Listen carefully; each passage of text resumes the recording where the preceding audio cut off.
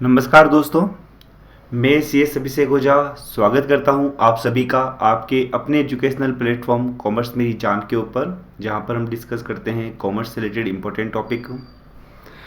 आज के इस वीडियो के अंदर हम डिस्कस करने वाले हैं TRA और जूनियर अकाउंटेंट का एक इम्पोर्टेंट सब्जेक्ट, नाम है जिसका राजस्थान सर्विस रूल, उसके बारे में।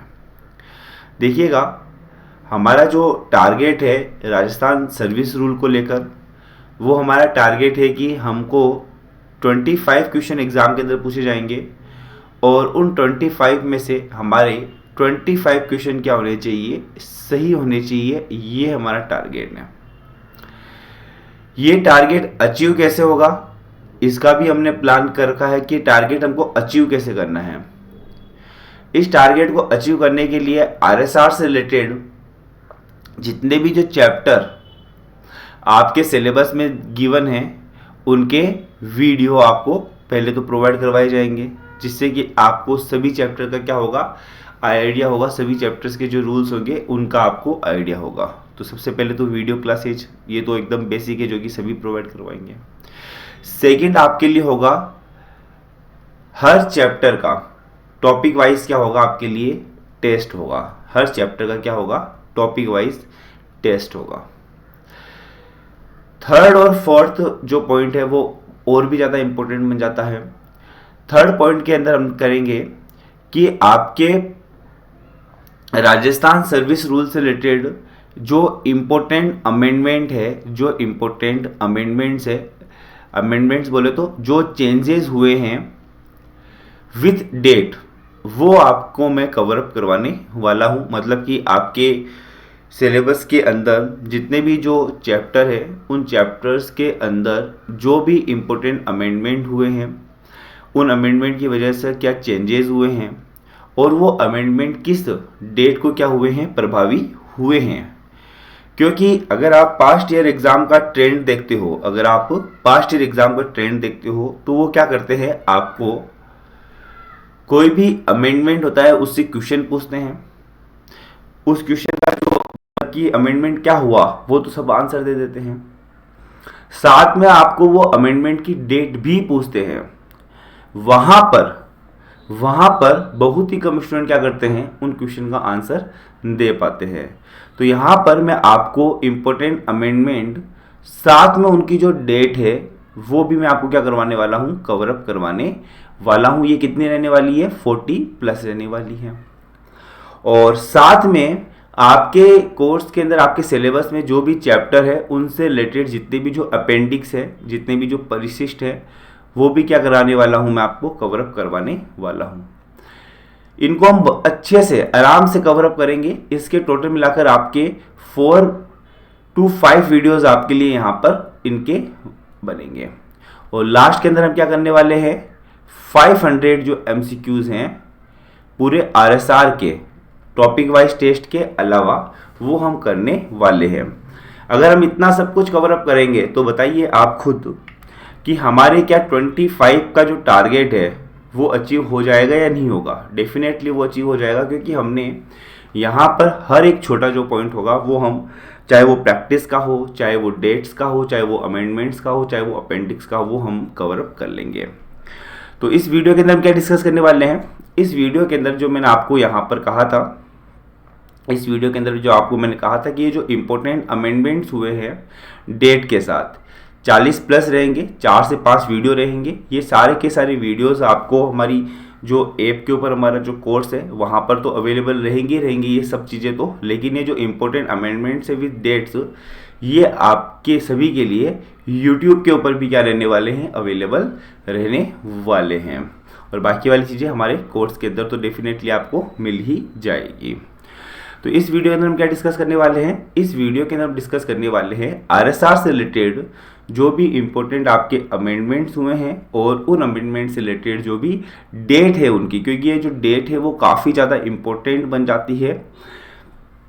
अगर डेट साथ में पूछी जाती है उस क्वेश्चन के, तो कहते हैं ना कि सिंपल सी बात है, विदाउट डेट तो 10 में से 8 स्टूडेंट आंसर दे देंगे, लेकिन विथ डेट 10 में से 4 स्टूडेंट भी आंसर नहीं दे पाएंगे। है ना। तो इसीलिए मैंने आपके लिए जितनी भी इंपॉर्टेंट जो डेट्स है अमेंडमेंट्स की वो एक साथ यहाँ पर आपके लिए रख दी है। देखिएगा important amendment with dates in the Rajasthan service rule. Rajasthan service rule के अंदर जो भी इंपॉर्टेंट अमेंडमेंट हुए, सबसे पहला अगर हम बात करते हैं, सबसे पहला यहाँ पर किस तरह से डिस्कस करेंगे, सबसे पहले यहाँ पर क्या आ जाएगी, आपके सीरियल नंबर आ जाएंगे। टोटल मिलाकर इसमें 10 डिस्कस करने वाले हैं।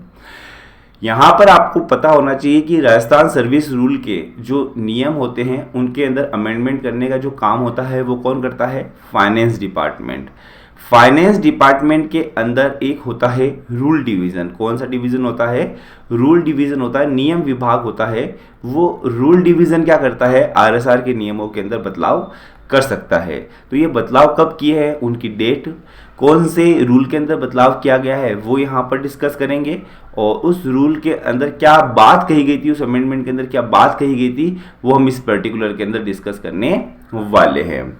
सबसे पहला जो आया था वो आया था 17/5/1990 को, यानी कि 17 मई 1990 को, 17 मई 1990 को क्या किया गया, एक नियम आपके लिए ऐड किया गया 74A। कौन सा नियम ऐड किया गया, 74A नियम आपके लिए ऐड किया गया। नॉर्मल क्वेश्चन क्या पूछा जा सकता है एग्जाम के अंदर, नॉर्मल क्वेश्चन पूछा जा सकता है कि जो क्लास 4 एम्प्लॉय का जो नियम है वो कौन सा है, 7 नियम 74 है, 74A है, 74B है या 78 है, ठीक है ना। आप आंसर दे सकते हैं, 10 में से 8 स्टूडेंट आंसर दे सकते हैं कि 74A है। क्वेश्चन अगर ये पूछ लिया गया कि क्लास 4 का नियम कौन सा है और यह नियम कब से जोड़ा गया, तो वहां पर लेस देन 4 स्टूडेंट भी आंसर नहीं दे पाएंगे। तो हमारा वही टारगेटिंग, हमको उन स्टूडेंट्स के अंदर पहुंचना है। तो यहां पर 17 मई 1990 को 74A जो आपका 74A कौन सा है, आपका चैप्टर 2 है, चैप्टर 2 है डेफिनेशन का। उस डेफिनेशन के अंदर आपका रूल 7 है, उस रूल 7 के अंदर एक नया नियम जोड़ा गया 74A, जहां पर जो किसको बताता है, आपके क्लास 4 एम्प्लॉय को आपके बताता है। कब जोड़ा गया, यह 17 मई 1990 को यह नियम आपके लिए जोड़ा गया। तो यहाँ पर मैंने, क्योंकि वो जो नियम हमने डिस्कस भी किया था क्लास के अंदर, तो उस नियम को भी मैंने यहाँ पर आपके लिए राइट डाउन कर दिया है कि 17 मई 1990 को ये जो क्लास 4 वाली जो डेफिनेशन है वो जोड़ी गई है, वो आपके लिए ऐड की गई है कि जो चतुर्थ श्रेणी सेवा के अंदर वो कर्मचारी आएंगे जो कि L1 और L2 के पे स्केल के अंदर क्या कर रहे हैं, सर्विसेज दे रहे हैं।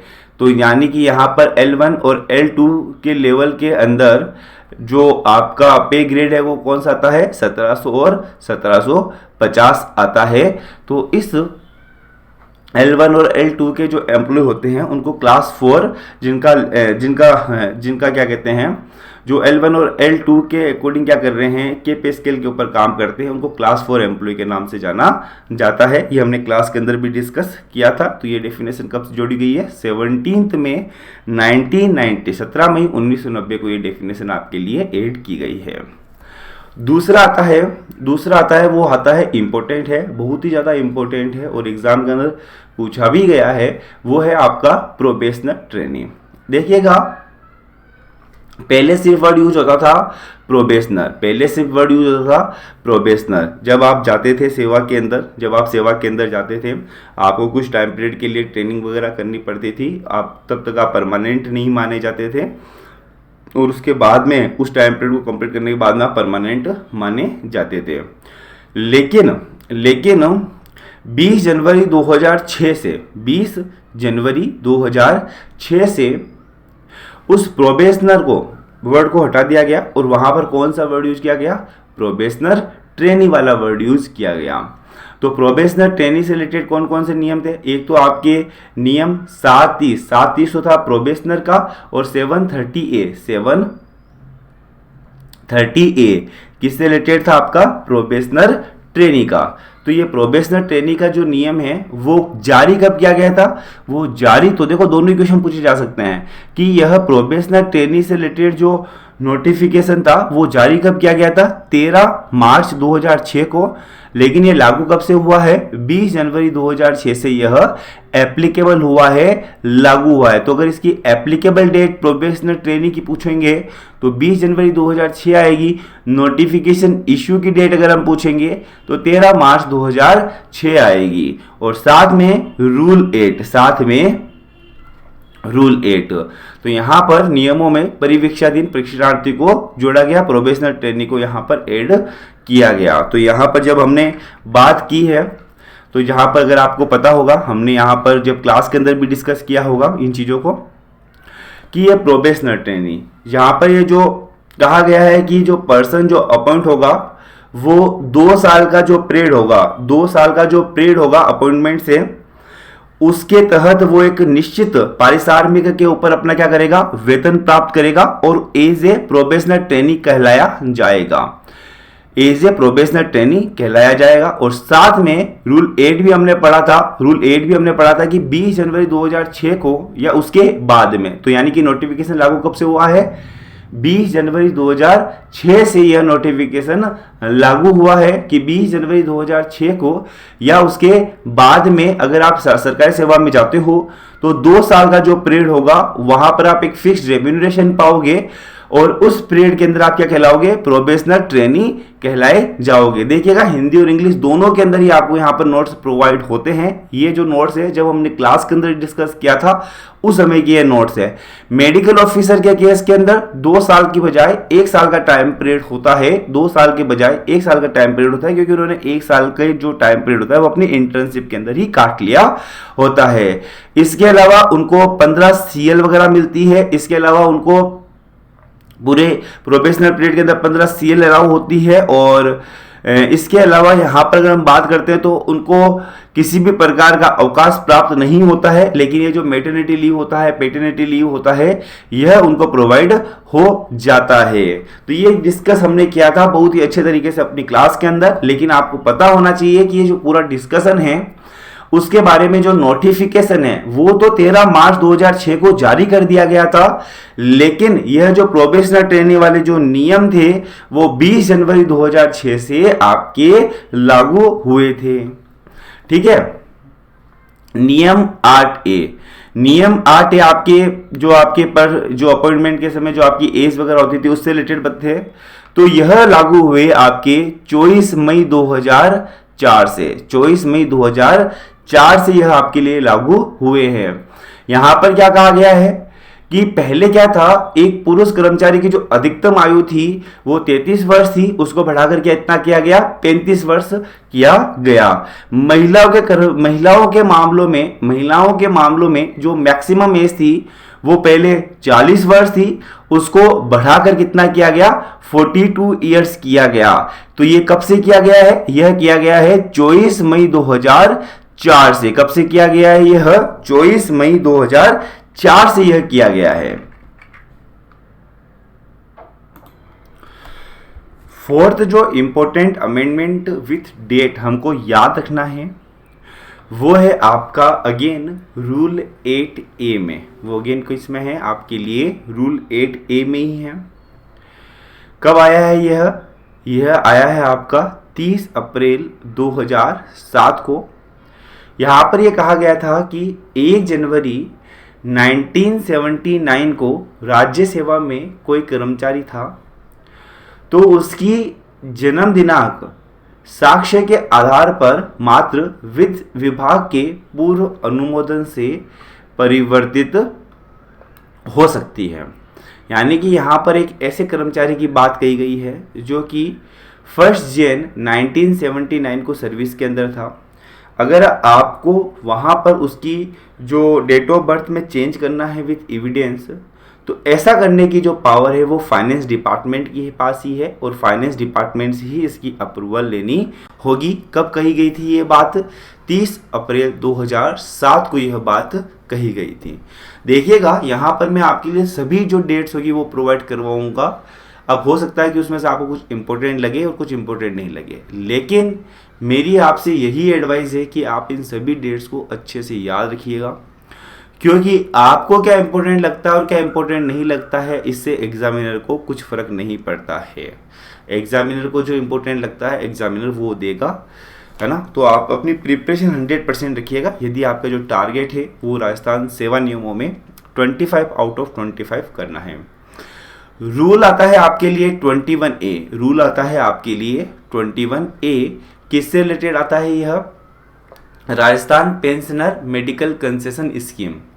तो यह जो Rajasthan pensioner medical concession scheme थी, इसको कब जोड़ा गया नियमों के अंदर? इसको जोड़ा गया था 31/10/1981 को 31/10/1981 को इसको नियमों में जोड़ा गया था। किसको? Rajasthan pensioner medical concession scheme को अंडर द नियम 21A। जबकि नियम 21B के अंदर जो जीपीएफ है, जीपीएफ के जो प्रावधान थे वो जारी तो किए गए थे 4 जुलाई 1983 को, 4 जुलाई 1983 को, लेकिन इसको लागू कब से किया गया था? 1 मई 1980 से इनको क्या किया गया है? लागू किया गया है। यानी कि जो पेंशनर मेडिकल कंसेशन स्कीम है उसको तो 31 अक्टूबर 1981 से, और जो जीपीएफ के जो प्रावधान थे उनको 1 मई 1980 से क्या किया गया है? लागू किया गया है। अगला जो आपको अमेंडमेंट ध्यान रखना है वो है आपके लिए नियम 70 में रूल 70 के अंदर। रूल 70 के अंदर क्या किया गया है कि जो भी गजेटेड ऑफिसर्स होते हैं उनका जो मेडिकल सर्टिफिकेट होगा उसका फॉर्मेट क्या रहेगा, यह बताया गया है। यह बताया गया है कि भाई जो भी गजेटेड ऑफिसर होंगे वो अपना मेडिकल सर्टिफिकेट किस प्रकार से लेकर आएंगे, तो उसको बताया कब गया है? 7/9/2010 को। यानी कि यह जो फॉर्मेट था किसका? Medical certificate of gazetted officer का अंडर द रूल 70, वो कब जोड़ा गया था? 7/9/2010 को यह जोड़ा गया है। क्वेश्चन सिंपल सा पूछ लिया उसने कि गजेटेड ऑफिसर का मेडिकल सर्टिफिकेट का जो फॉर्मेट है वो कौन से नियम में बताया गया है, तो आप कह दोगे नियम 70 में। तो कह दे अगला क्वेश्चन अगर पूछ लिया कि गजेटेड ऑफिसर का जो मेडिकल सर्टिफिकेट है उसका फॉर्मेट कौन से नियम में बताया गया है और ये फॉर्मेट कौन सी दिनांक को जोड़ा गया है, तो वहां पर नियम 70 तो सब बता पाएंगे, लेकिन ये जो दिनांक है आपके लिए 7 सितंबर 2010 या 7/9/2010, ये 10 में से 4 से भी कम स्टूडेंट इसका आंसर दे पाएंगे। इसीलिए इन दिनांकों को आपको बहुत ही अच्छे तरीके से याद करनी है, क्योंकि डेफिनेटली एग्ज़ाम का जो लेवल अगर अप होता है तो आपसे डेट्स वगैरह पूछी जाती है, और उस केस के अंदर अगर आपको डेट्स याद है तो आपको एक साफ एक एडवांटेज जो अदर स्टूडेंट से मिलता है। इसके अलावा नियम 74 के अंदर जो प्राधिकृत चिकित्सक परिचारक का स्पष्ट किया गया, और साथ में नियम 76 के अंदर चिकित्सा प्रमाण पत्र का जो प्रारूप है वो जोड़ा गया, और नियम 86 के अंदर यह माना गया कि अगर कोई कर्मचारी 5 वर्ष तक ड्यूटी के ऊपर उपस्थित नहीं होता है तो हम ऐसा मानेंगे कि उसने रेजिग्नेशन दे दिया। ये सभी बातें 20/8/2001 को आपके नियमों के अंदर जोड़ी गई थी। ठीक है। नियम 87B क्या था, हमने यहाँ पर डिस्कस भी किया था अपनी क्लास के अंदर। हालांकि हमने सभी पॉइंट्स डिस्कस कर रखे हैं ये क्लास के अंदर, लेकिन जो भी इम्पोर्टेंट पॉइंट लगे मेरे को वो मैंने आपको अलग से क्या किए हैं यहाँ पर अगेन नियमों के अंदर बताए हैं। तो यहाँ पर एक आता था 87B के अंदर आपके 2 पॉइंट आते थे कि जो लीव अकाउंट होगा गजेटेड गवर्नमेंट सर्वेंट का वो, और लीव अकाउंट होगा एक नॉन गजेटेड गवर्नमेंट सर्वेंट का, वो कौन हैंडल करेगा। तो यहाँ पर कहा गया कि 87B के अंदर 87B फर्स्ट के अंदर कि जो गजेटेड गवर्नमेंट सर्वेंट होते हैं उनके जो अकाउंट होते हैं वो उन अथॉरिटीज़ के द्वारा ध्यान में रखे जाते हैं, जो कि नियम 160 2 के तहत नियम 160 उसका उपनियम 2 के तहत जिनको इसके रखने की जिम्मेदारी है, मतलब कि एक अलग से इसके लिए एक विभाग बनाए, इसके लिए अलग से एक डिवीज़न बनाया जाता है। उस डिवीज़न के तहत क्या किए जाते हैं, इनके जो सर्विस रिकॉर्ड होते हैं वो संभाल के रखे जाते हैं। जबकि नॉन गजेटेड का कौन रखता है, जो नॉन गजेटेड गवर्नमेंट सर्वेंट होते हैं उनका जो हेड ऑफ ऑफिस होता है वही क्या करता है, उनके लीव अकाउंट्स को मेंटेन रखता है। अब क्या हो सर जी, देखो इसका सुनना ध्यान से। जो हेड ऑफ ऑफिस होगा वो खुद एक गजेटेड सर्वेंट होगा, है ना, अमूमन या जनरली अगर वो खुद एक क्या होता है, गजेटेड सर्वेंट होता है।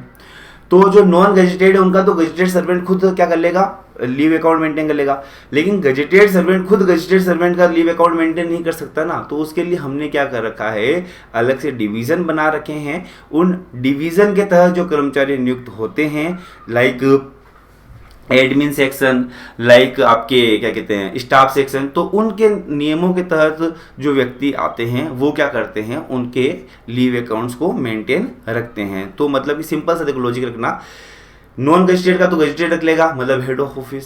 गजेटेड का खुद गजेटेड नहीं रख सकता, तो उसके लिए रूल 160 सब रूल 2 क्या किया गया है, डिफाइन किया गया है। अगर हम थ्योरेटिकली पढ़ते हैं तो हमको ये बात पता होनी चाहिए। इसके अलावा ये अब हमको यहाँ पर क्या देखना है कि ये जो लीव अकाउंट था गजेटेड ऑफिसर्स का, यह 87B ये कब से जोड़ा गया, यह जोड़ा गया है आपके 30/12/1985 को, तो इससे रिलेटेड नोटिफिकेशन जारी हुआ और 30 जनवरी 1981 को यह नियम आपके लिए एप्लीकेबल हो गया। कौन सा नियम, रूल 87B, जो भी हमने डिस्कस किया था। रूल 91 किससे रिलेटेड है, आपका पीएल। आपको जो प्रिविलेज लीव मिलती है पीएल, वो कब से स्टार्ट हुई थी, वो पीएल जो था उससे रिलेटेड जो नोटिफिकेशन था वो 22 फरवरी 1983 को क्या कर दिया गया, इशू कर दिया गया। और 1 जनवरी 1983 से क्या होने लग गया, पीएल देना स्टार्ट हो गया 1 जनवरी 1993 को। तो यहाँ पर पीएल से रिलेटेड आपको इंपॉर्टेंट जो सेक्शन है 91, वो आपको नियम जो 91 है वो आपको पता ही है कि आपको जो पीएल होती है वो साल में 30 मिलती है। 1 जनवरी को 15 और आपके 1 जुलाई को आपके 15 क्या होगी, क्रेडिट होगी। अगर आपने उनका यूज नहीं किया तो वो क्या होता है, आने वाले सालों के लिए कैरी फॉरवर्ड हो जाती है और आपके अकाउंट में मैक्सिमम 300 क्या होती है, पीएल जमा हो सकती है। आपका जब रिटायरमेंट होता है एनुअली बेसिस के ऊपर और डेथ के केस में आपको क्या करता है, जो भी पीएल आपके पास रखी हुई है जिनका आप यूज नहीं करते हो, उनके बदले में आपको क्या मिल जाता है, केस मिल जाता है, नगद मिल जाता है, इनकेसमेंट हो जाता है आपका प्रिविलेज लीव का। तो ये नियम 91, 91A, 91B, 91C इसको हमने क्लास के अंदर अच्छे से डिस्कस किया था। लेकिन आपको ये ध्यान रखना है यहाँ पर कि ये जो पीएल से रिलेटेड जो नियम थे या ये जो पीएल से रिलेटेड जो कंसेप्ट था वो आया कब था सेवा में, तो यहाँ पर यह जो लागू कब हो गया था, यह लागू हो गया था आपके लिए 1 जनवरी 1993 को, 1 जनवरी 1993 को यह लागू हो गया था। तो आपको ये बस ये कुछ पॉइंट्स होते हैं वो ध्यान में आपको रखने हैं डेफिनेटली। इनसे क्या होगा, आप अदर स्टूडेंट से अगर ये एग्जाम के अंदर आए तो आप अदर स्टूडेंट से एक स्टेप क्या होंगे, आगे होंगे। तो इस वीडियो के अंदर इतना ही, हमने 10 अमेंडमेंट कवर अप किए हैं विद डेट्स। अगले वीडियो के अंदर अगेन हम 10 से 15 अमेंडमेंट्स को कवर अप करने वाले हैं। All the very best for your exam.